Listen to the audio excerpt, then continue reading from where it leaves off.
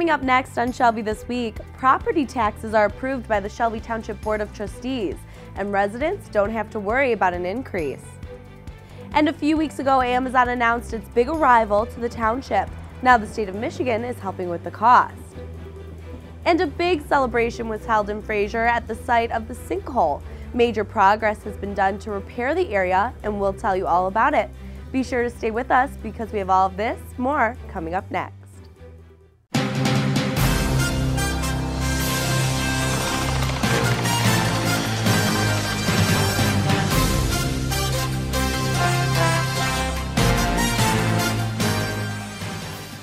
For the past 11 years, the Shelby Township's tax millage has stayed the same, and this year is no different. It's not only staying the same at 9.299, but it is Macomb's lowest millage for a full-service community. That's really important to us because, you know, a good, solid community has excellent public service, it's got excellent quality of life, and it's got very solid fiscal, responsible budgets. We have all three. We've got, in fact, we just put to bed our 2017-2018 budget. We just finished yesterday. And that's why I can sit here with confidence and say that not only this year and next year, but for the next 5 years, whether we're here or not, the tax millage will not increase. The Board of Trustees voted unanimously to keep the tax rate the same.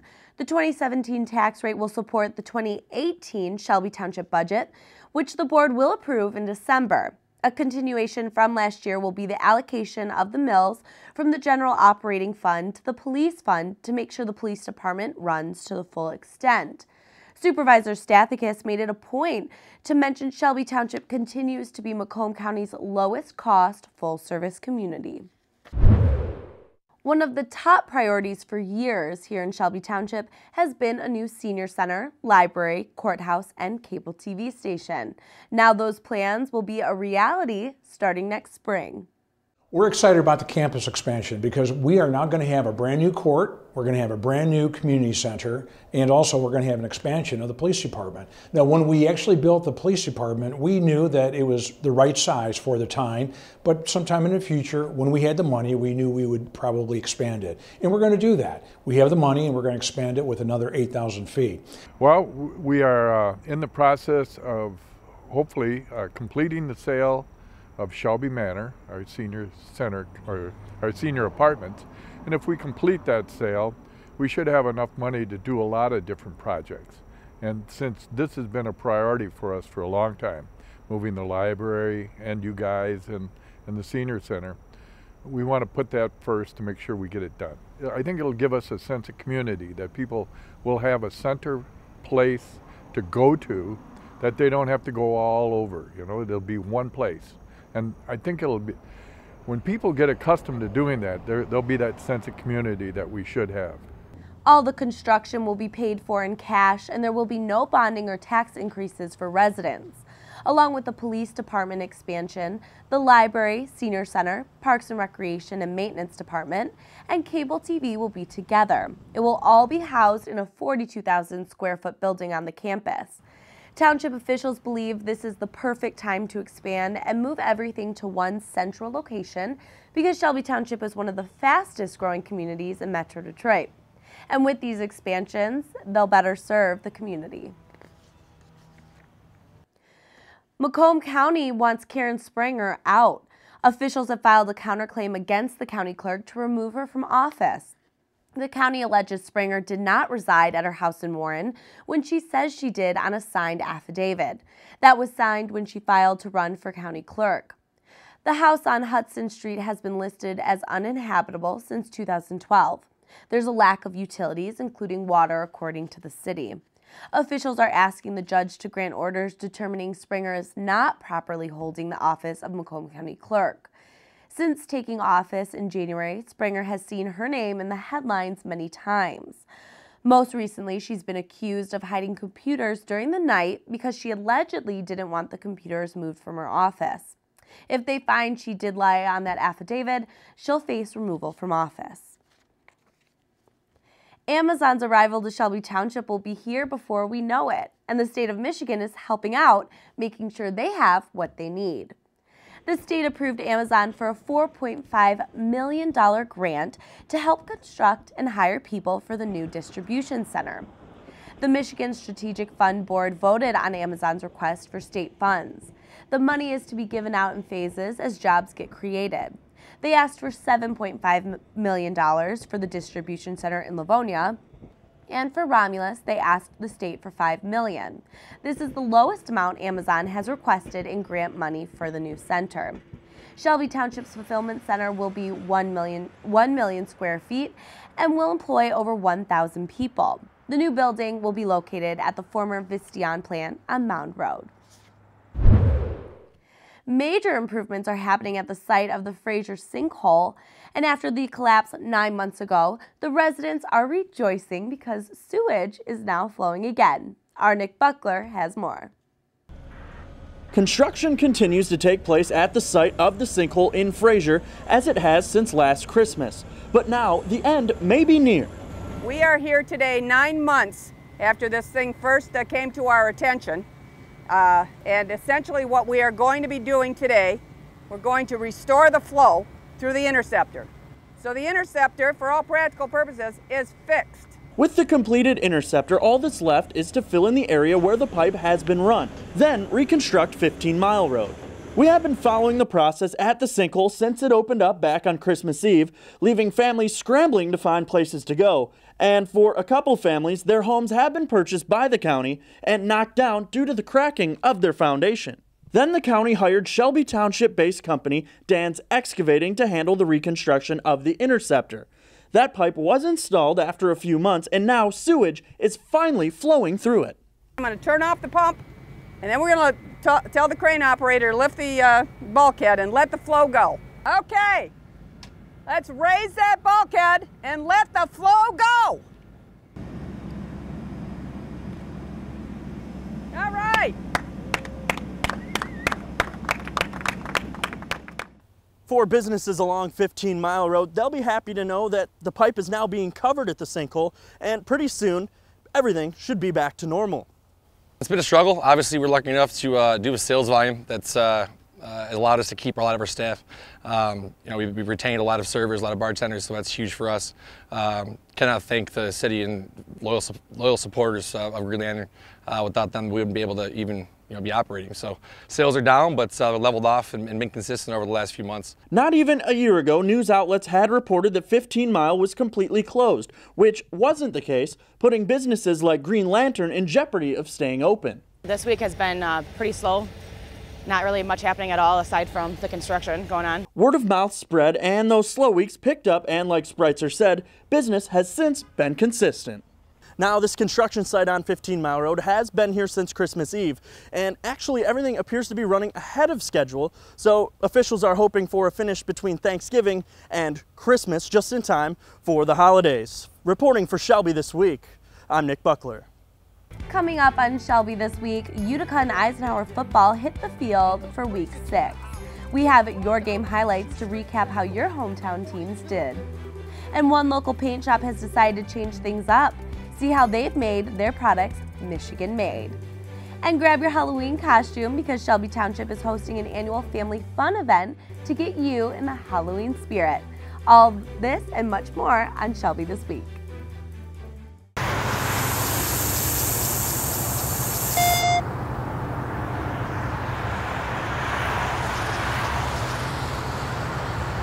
Open road, here comes the Heffley family. Whether it's a short trip or a long haul. Estimated time, 47 hours. They will beg. You're hungry? I'm happy to provide. They will plead. Deep fried butter on a stick. But whatever you do, don't wimp out. Now you're talking. Make them buckle up. He can't hurt. Remember, safety first. Cheese curls second. Are you orange?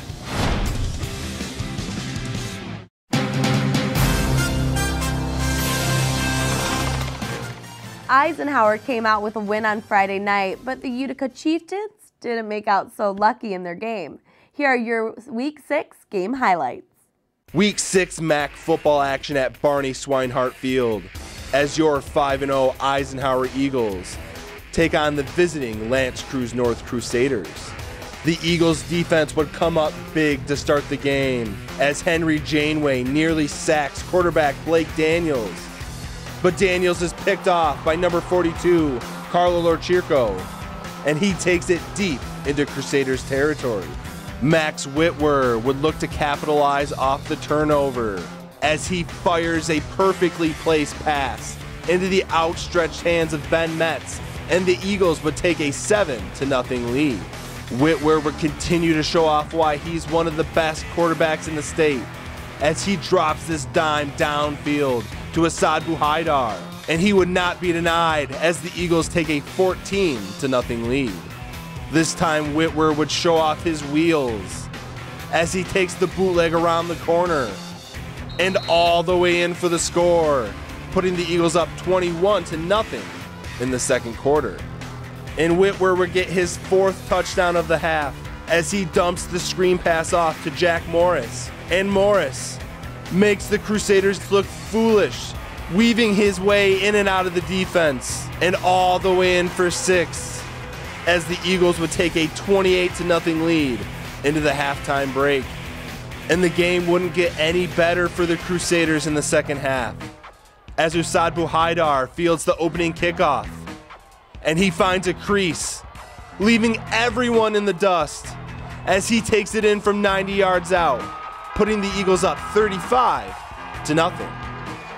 And the Eagles would dot the exclamation point as backup quarterback Jack Morris finds a wide open Ian Kennelly downfield, and Kennelly would stiff arm his way in for 6 as the Eagles would go on to win 42-0, punching their ticket to the playoffs and preserving their bid at back-to-back undefeated regular seasons. Next up, homecoming versus Stevenson. Utica would travel to Clinton Township to face on the Chippewa Valley Big Reds. Early on, Tommy Schuster connecting with Jacob Ribicki down to the 32-yard line of Utica. But Chippewa Valley would stall out and settle for a 32-yard field goal by Jesse Kelly. Handoff, David Ellis off the left side. Takes the corner, and he's gone. 6 points. But Utica would block the point after. Ryan Ribicki, punt return. Bringing it deep into Utica territory. Finally brought down by Juan Walker.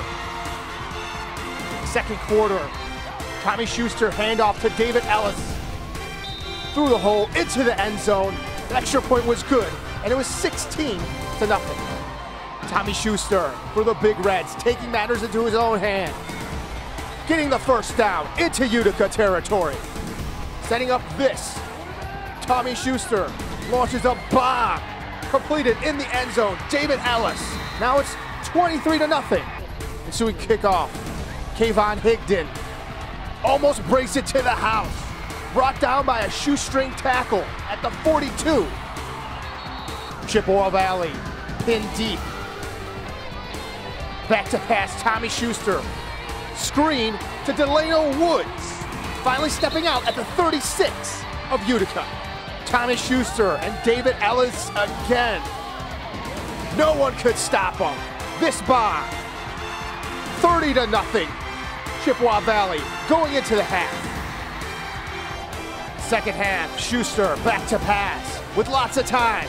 Completing to Martise Bunting. Down the sidelines, finally getting dragged down inside the 10. And on the 2-yard line, Javon Kimpson just walks into the end zone. Kayvon Higdon taking over for an injured Darren Pagasic with some nice moves here. But the Big Reds would tack on one more. Josh Wyka into the end zone to bring us to our final score. Chippewa Valley Big Reds 44, Utica Chieftains 0. Benjamin Moore Paint in Shelby Township is no more, but instead they decided to start selling a different paint, a product made right here in our own state. Robert Gambrell has more. Taking a risk is very difficult. Motor City Paint Company did just that by simply changing their brand. Benjamin Moore to Made in Michigan Motor City Paint Company. As a result, that risk worked in their favor. Motor City Paint, we started having it manufactured in 2016, and the paint company that we contract with to make the paint for us has been around since 1895. You know, a brand that we know we can grow and thrive in the state of Michigan, and we have paints ranging from $8 a gallon all the way up to $75 a gallon, so it gives us a broader range than what we ever had as a Benjamin retailer. So we've kind of expanded our market but kept our stores better, so I think long-term financially it's going to be the best decision to make. It's a per dollar basis. We're putting 60 to 85 cents more back per dollar in the Michigan economy than what we were when we were selling Benjamin paint. So it's really exciting for me and to see our core values being lived out in our company. This company has one motto, and it's... But our slogan is Made in Michigan for Michigan. Our communities that we're in, being able to give more back to Shelby Township or Grosse Pointe Woods or Rochester Hills where we're at, and being able to take care of our suppliers, who are good to us, and just being good citizens, is really the main thing. Motor City Paint is different from other national brands. Brian explains why. We focus on expansion contraction, so we just make sure our paints are the best paints for your home here in Michigan. So as you can see, Brian knows what he's talking about. I mean, he cares for this city and he cares for this company. So don't get mad because Benjamin Moore is no longer here. Get glad. You know why? Because Motor City Paint Company is here to help you and is here to stay. We'll get two of these. Reporting from Motor City Paint Company, I'm Robert Gambrell. Shelby This Week. Just this past week, Shelby Township officials and community members gathered at Jean Shepherd Park for the unveiling of something new. And no, it's not the splash pad just yet, but something else. A picture of two firemen and a Shelby Township resident named Emmy is now on display. It's an idea, I think, that came from Joe Youngblood in one of our Parks and Rec Committee meetings because we had noticed how dilapidated the door was on this dumpster here. And I'm like, nobody wants to look at that. This would be a great way to welcome people to the upcoming splash pad. Jean Shepherd Park is named after former Shelby Township Fire Chief Jean Shepherd. The park was dedicated in his honor in 2014. The splash pad will also be located on the property. The township plans to open the new addition sometime next year when the weather warms up. Halloween will be here before we know it, and to kick things off, the Shelby Township Parks and Recreation Department will host their annual Halloween Spooktacular. Kids are invited to dress up in their costumes and join in on the fun. There will be games, arts and crafts, and hay rides. Trunk or treat will be set up in the parking lot, and kids can go from car to car and get candy. The event is October 14th from 12 p.m. to 2 p.m. at Riverbends Park. For more information, visit the event on Facebook at Riverbends Park Halloween Spooktacular. October is Domestic Violence Awareness Month, and Turning Point of Macomb hosted an annual 5K to raise awareness of the issue. Tara's Walk was held at Freedom Hill and over 500 people attended. The walk was named after a Washington Township woman who was murdered by her husband 10 years ago. People from all over came out to it, including our own Arthur Schenk. Over 600 participants joined forces to honor Tara Grant at the annual Tara's Walk at Freedom Hill. About 40 teams participated in this year's event, representing a diverse crowd that all agree that domestic violence has to end. It's been a decade since Tara Grant was killed by her husband, an event that shocked the county and made national headlines. And it's easy to see, even 10 years after the tragic event, the strong dedication to Tara's memory throughout the community.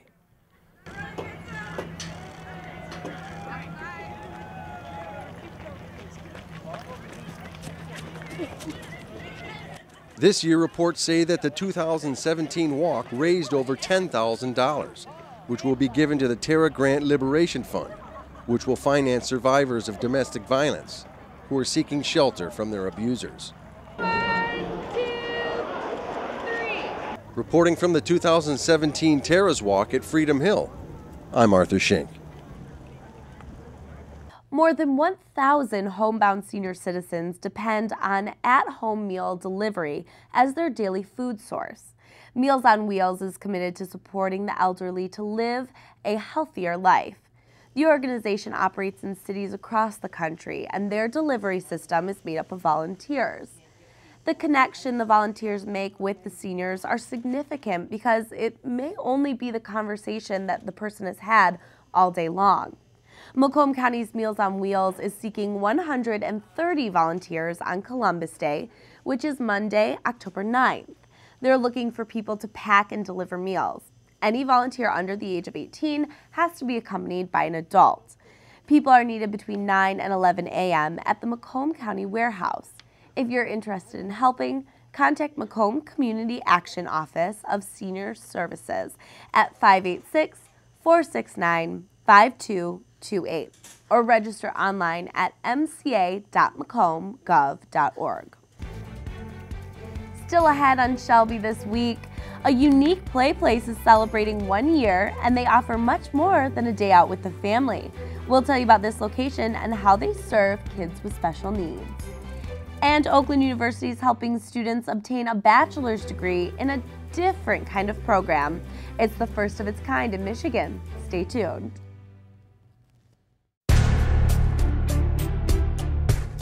Hi, I'm Matt Signorello, Lieutenant Inspector with the Shelby Township Fire Prevention Division. I'm here today to discuss escape planning. When it comes to escape planning, it's always wise to plan ahead. If a fire breaks out in your home, you may only have a few seconds to get out safely. Make sure everyone in the home knows where to go. First, make a home escape plan. It can be as simple as a family conversation. Always know at least 2 ways to get out of a room. Teach your children to escape on their own and to practice fire drills as a group. It is a good idea to keep doors closed, especially at night and especially with children. When it comes time to get out of your home, designate a meeting place, typically at the end of the driveway near a mailbox or a tree. If the alarm sounds, get out and stay out. Never go back in for anything. That's what the fire department is for. If the conditions are smoky, get low and go.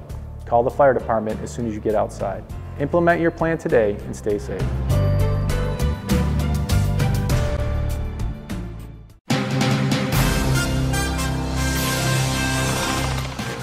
For families with children who have special needs, going to the movies or even to a restaurant can be challenging. But one Shelby Township resident made her dream of having a place where the whole family can go a reality. Courtney Bennett has more. There's something very unique about this location here in Sterling Heights. It's not your typical play place. This is a very inclusive environment, and everyone's invited to check it out.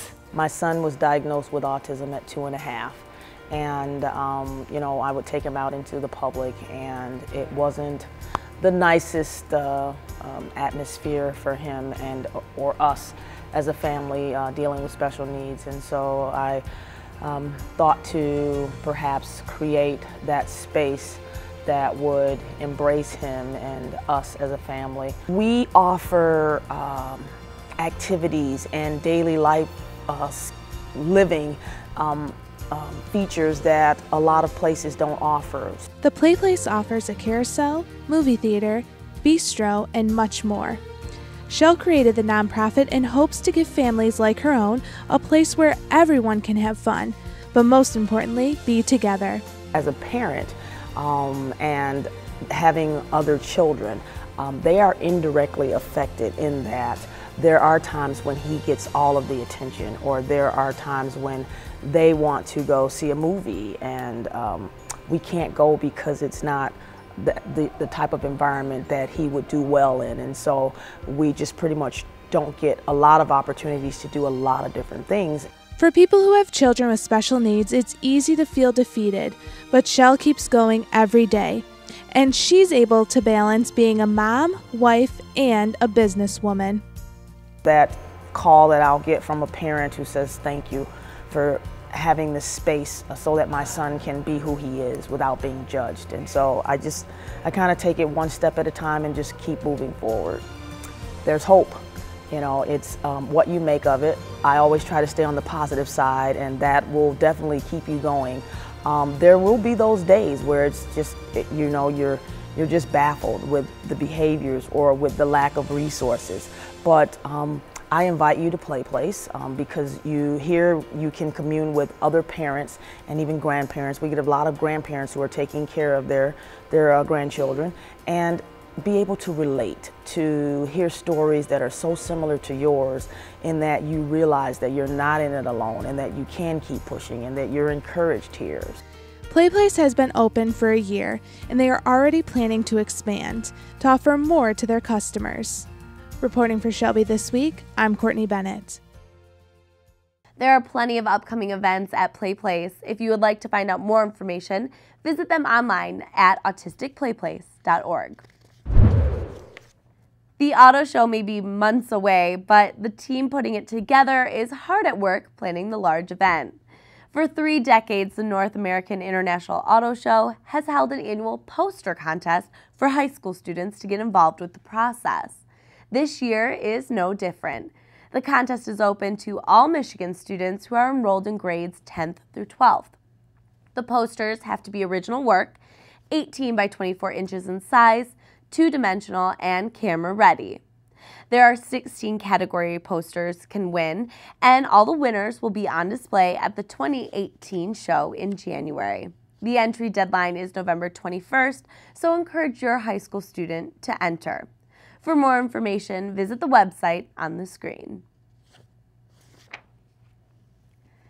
Oakland University is partnering with the Michigan Occupational Safety and Health Administration, and that's most commonly called MIOSHA. The signing ceremony brought together faculty and students as well as employees from MIOSHA. This partnership will help train certificate holders on a path to earning a bachelor's degree in health and safety at Oakland University. This program is actually really important because of the outreach, like they mentioned. Safety isn't really well known, especially for incoming students. I know when I first started, I found out that most of the students in the program didn't really know anything before they went to their advisor and learned about it. So I think that this partnership can help build the field of health and safety in Michigan. This partnership could help employ many people in health and safety jobs throughout the state. It's the first partnership, and it's intended to grow further in the health and safety field. According to Nella Davis-Ray, who works for MIOSHA, she said the degree program will start registering students for classes beginning in December. And that's it for us here at Shelby This Week. You can watch us all the time on our Facebook page. Just search Shelby TV. We'll leave you now with the 2017 Beautification Award winners. And make sure you check us out on next week's show, where we'll tell you more about the winners and their beautiful gardens. Thanks for watching.